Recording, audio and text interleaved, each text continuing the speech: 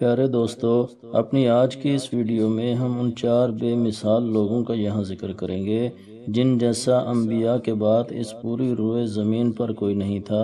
ان میں سب سے پہلے ایک عورت جس کے چند الفاظ پوری دنیا کو خدمت خلق کا اصل اور حقیقی مطلب سمجھانے کے لیے کافی ہے۔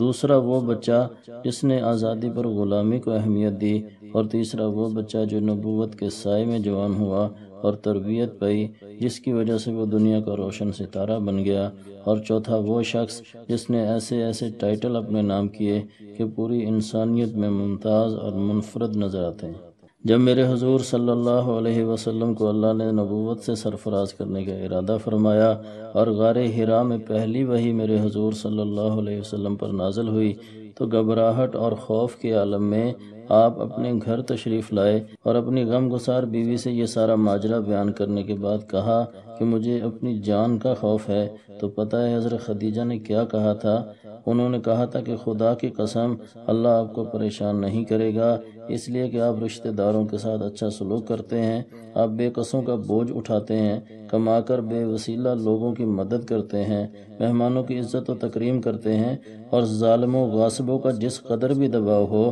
اسے نظر انداز کر کے حق کا ساتھ دیتے ہیں۔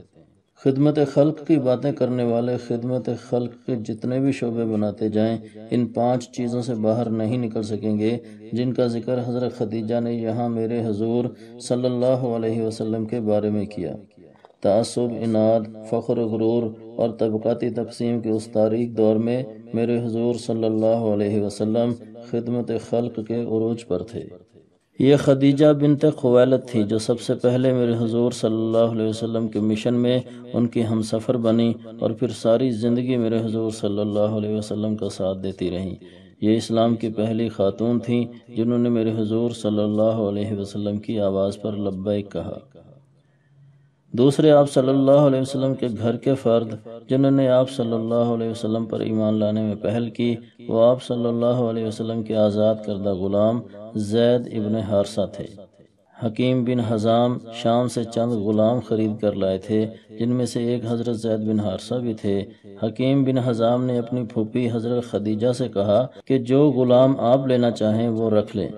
تو انہوں نے حضرت زید کو اپنی خدمت کے لیے منتخب فرمایا، اور پھر شادی کے بعد انہوں نے حضرت زید کو میرے حضور صلی اللہ علیہ وسلم کے سپرد کر دیا، جسے آپ صلی اللہ علیہ وسلم نے آزاد کر کے اپنا بیٹا بنا لیا،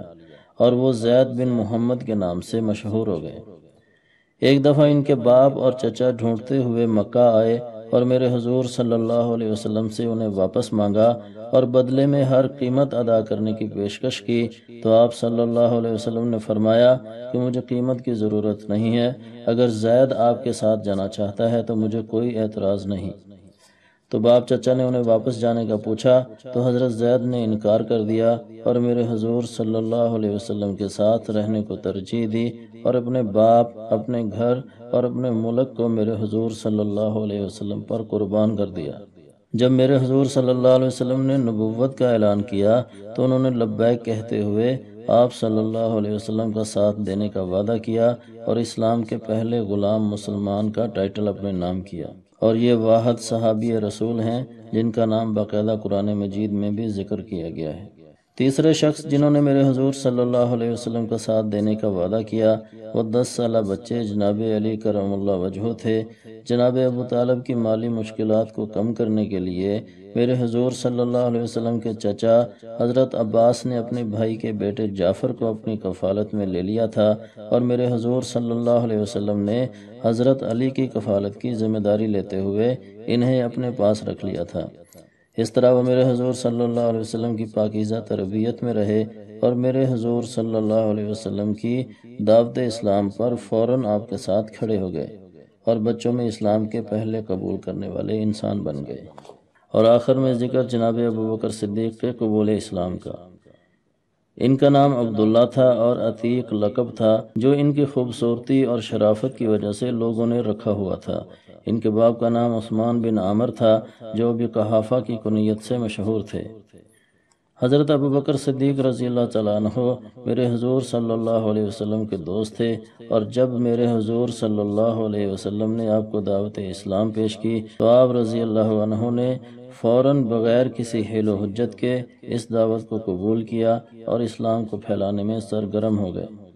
آپ کی کوششوں سے مسلمان ہونے والے بڑے بڑے لوگوں کے ناموں میں حضرت عثمان بن عفان، زبیر بن عوام، عبد الرحمن بن عوف، سعد بن ابی وقاص اور طلحہ بن عبید اللہ کے نام شامل ہیں۔